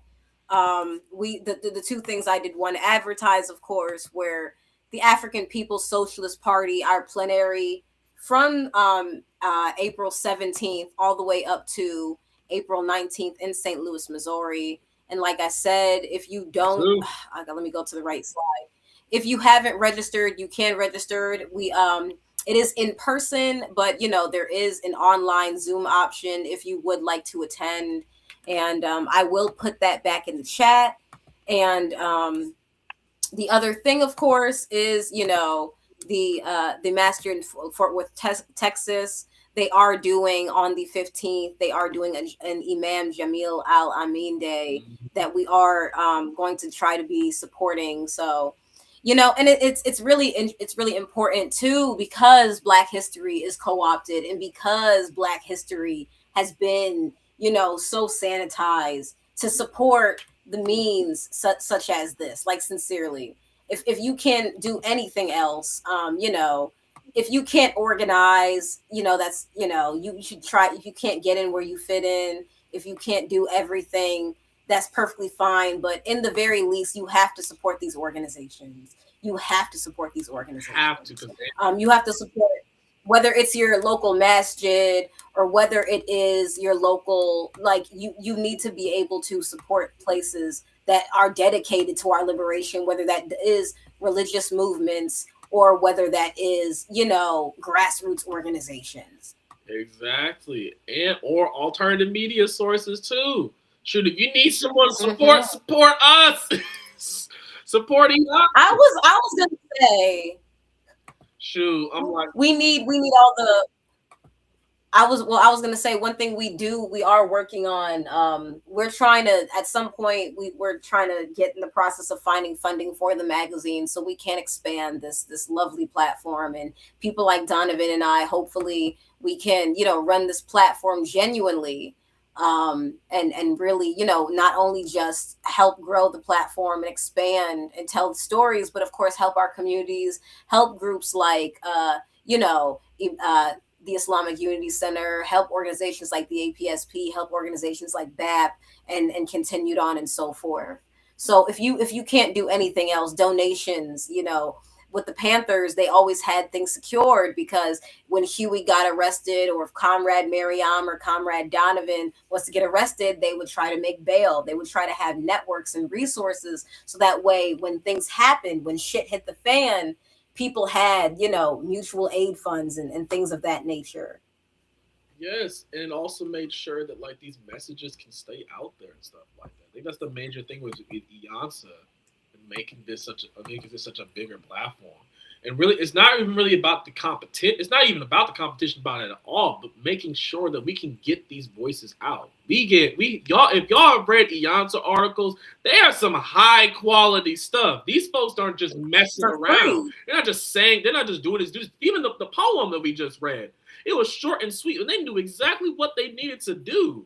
Like the recent publications from today, from last week, even from almost a year ago. These aren't just random folks we just call it. These are folks who have organized. These are folks tapped into movement. These are folks who have practiced their pen well enough to articulate what that needs to be heard.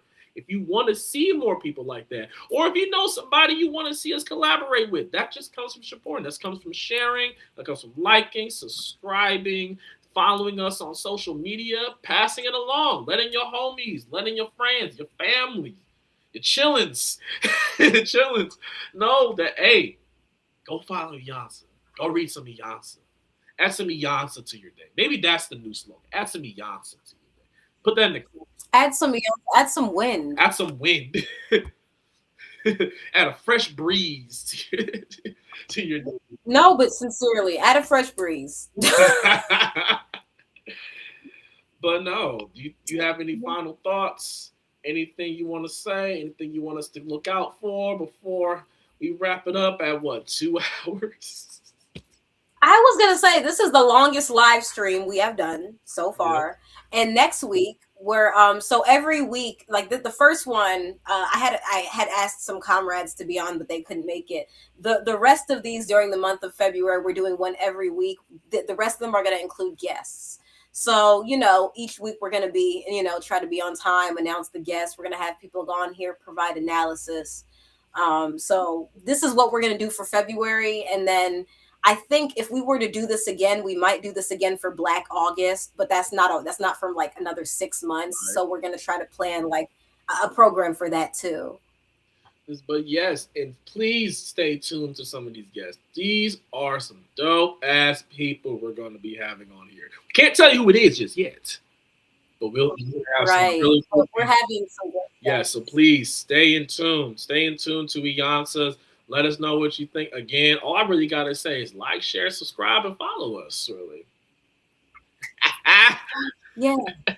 So I'm going to do what I did last time. I'm going to intro us out. You know what I'm going to do is I'm going to make an outro clip one of these days, and then we'll have an intro and an outro. But until then, I'm going to use the outro clip because I think it like ties everything together. Yes. But nah, this is the reasonings, and you're reasoning with Doniven Hill-Bush and Maryam Muhammad. Oh, we should do that. Yeah. Y'all watching the flower bloom right now. Right now. These are unscripted. You never know what's going to happen. Never know what's going to happen, but you know you're going to get some liberatory content, though. But yes, please get something nice to eat. Get some sleep, y'all. Stay woke. Keep the third eye open. Keep fighting until you can't no more. Peace if you want to fight for it. And yes, y'all have a good night. All right.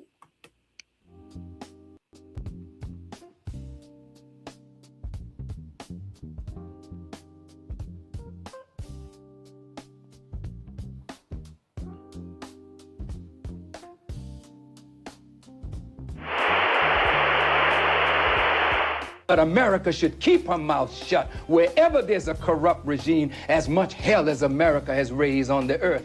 Dad, I've decided to surrender to the will of Allah. Say what? I've become a Muslim. I don't know how to thank you for sending me to D.C. I feel like I've almost become a new man. Wait a minute, can you give me a discount on some of them bean pies? I mean that shit. Because these white folks see us as thugs. I don't care what y'all think. I don't care if you think you a lawyer, if you a man, if you an African American, if you whatever the fuck you think you are. We thugs and niggas to these motherfuckers. I have been on a research. Music is psychology.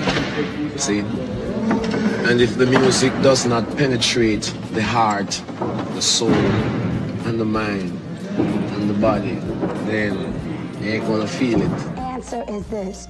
I call myself an African person because our people originated in Africa.